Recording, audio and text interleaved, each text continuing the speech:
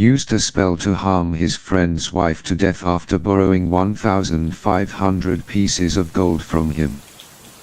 This is a true story told by a monk. In a family of a Buddhist, Miss Hugh was one of the disciples who took refuge at the temple. One time, when the monk went on a business trip, he passed by Miss Hugh's house. She invited him inside. At this time, the monk met Miss Hugh's father and asked for permission to be called Grandpa. At that time, Mr. Dai was already over 80 years old. After talking for a while, he had a question to ask the monk. Mr. Dai shared that his wife had passed away more than 40 years ago, but not once did he or any of the children in the family see his wife return to her soul, or even dream of her. So when the monk saw it, he said, "If possible, take me out to your wife's grave." At that time, the uncle's wife passed away. At that time, he did not have any relatives nearby. His children were still very young, because he was from the north and had the bad luck to go to the south to start a business.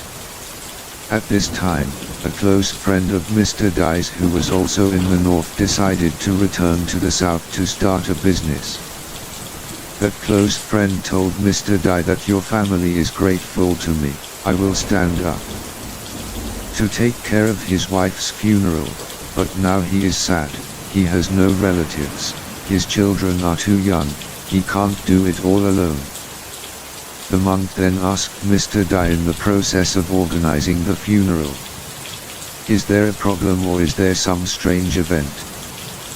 The old man thought for a while, then remembered, before closing the lid, that close friend brought a teacher from the south. He held some wine in his mouth and then spit it out. Fire came out around the coffin like that. At that time, Mr. Dai also felt very confused. Why did he breathe fire around his wife's trunk, / Then I asked my close friend to explain, this is one of the customs of the southern people, doing this is to push away the dirty things around your wife. Because he was from the north, he had just come to the south and did not understand the customs here very well, so he nodded and agreed to follow. After listening, the monk said there were no customs or traditions here. In the south like that, the shaman did that and he was casting a spell on his wife's body and soul in that coffin. At this moment, Mr. Dai fell backwards. The monk asked what this close friend was to his family, and why was it called grace. Dai just started telling the monk that this close friend started a business in Bangto, so he decided to build a hotel but didn't have enough money, so he borrowed 500 gold tiles from Uncle Dai. Because we were friends from the same hometown, Mr. Dai also decided to lend it to this friend, but the person whose name was on the documents was the Dai's wife. At that time, the big guy was doing business in precious wood, so 500 gold bars was not a big deal to Mr. Dai. It was too big. After borrowing it from somewhere for a month or two, this friend continued to borrow Mr. Dai again. 1,000 gold trees for the reason that there are not enough. But I don't understand why. At that time, he still trusted and lent more money to this friend. Perhaps right from the time of borrowing, this friend had already used the spell and 1,000 gold bars. That was also the name of the loaner's wife on the loan documents. After lending gold to this friend, the monk's wife began to fall ill, and 3 months later, his wife also died, and the monk said, "This close friend is so good. That person is useless." The charm made his wife sick so that she would die, so she wouldn't have to return the gold she had borrowed.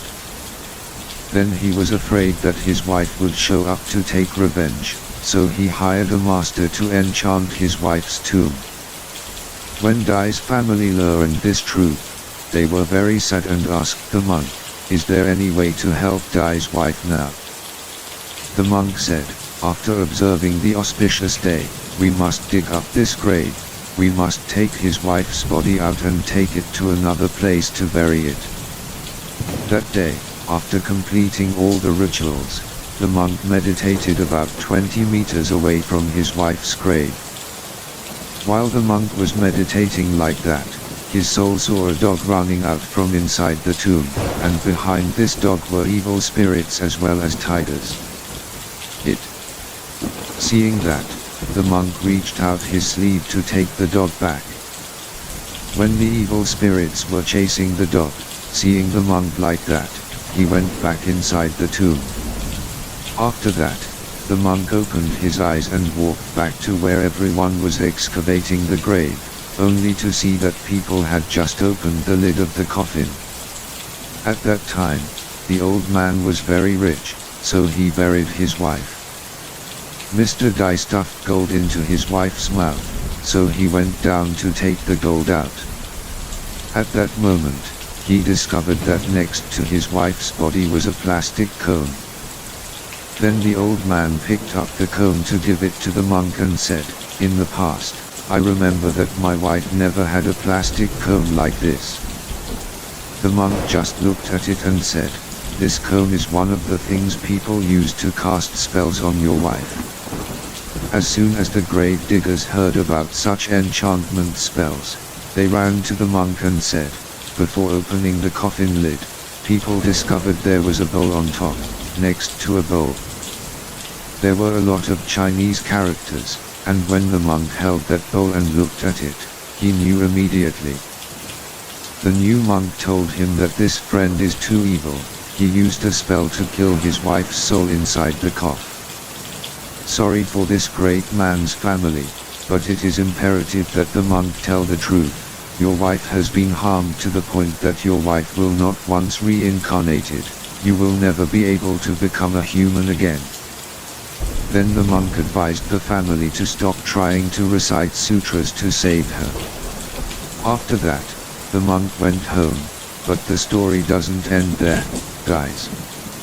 About a year later, the monk returned. He was sitting in Miss Hugh's house. Then suddenly he felt a tickle under his foot. Looking down, he saw a puppy, and it was exactly the same as the dog he had. I took it up my sleeve a year ago while outside the grave of my grandfather's wife. When the monk saw it was cute, he cried and waved at it, but naturally it didn't pay any attention to him, it just sat there like that. When the monk saw it, he called Miss Hugh out to ask. Then he asked Miss Hugh, "Whose dog is this?" Then Miss Hugh replied, "This dog belongs to my family. The female dog at home is old and I don't understand why. This time she gave birth to a puppy, and she only gave birth to one puppy. This one." The monk just asked Miss Hugh, "Why is this dog so strange?" I called him, waved my hand, but he didn't respond at all. Then Miss Hugh said, "Yes, teacher, this puppy is blind, it's mute, it can't hear anything in its ears." As soon as the monk sat down and pressed his hands, he shook his head, thinking to himself that Mr. Dai's old friend was too good, and used a spell to harm his wife so much that she later reincarnated and was mute, deaf, and blind. More, how can it be so evil? The monk said to Miss Hugh, "Teacher, this poor dog is so pitiful, so please try your best to take care of it, don't leave it poor. Then tell the children in the house to be careful and not step on him, he's so pitiful." That's all the monk said, but he didn't dare say that this dog was Miss Hugh's mother. Then Miss Hugh said, "Master, why do I doubt so much? I doubt this dog is my reincarnated mother." The monk asked, "How could you doubt that?" Miss Hugh just said, "In the past, when your mother was still alive, her left eye was a fake one, it kept popping up like that, but now this dog is exactly the same.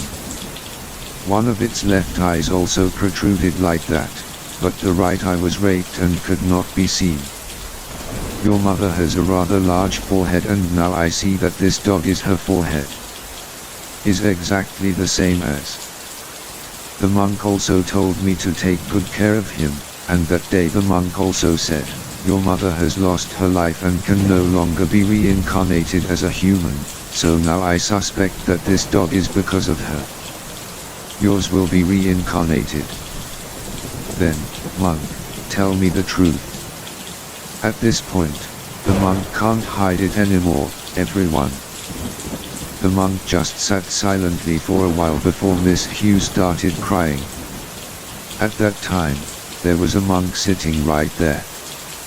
The monk asked the monk, "Monk, is there any way to help my wife escape the life of the dog?"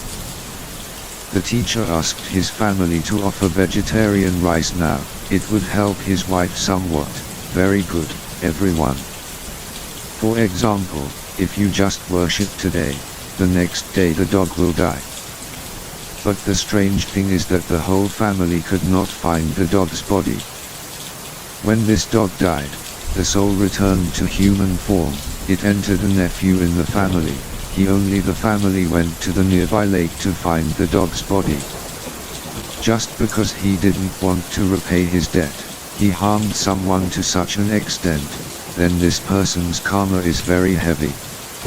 And this is the end of the story. Everyone who listens to the story finds it interesting. Please give me 1 like and 1 subscriber. I hope everyone has fun listening to the story. See you in the next videos. Goodbye.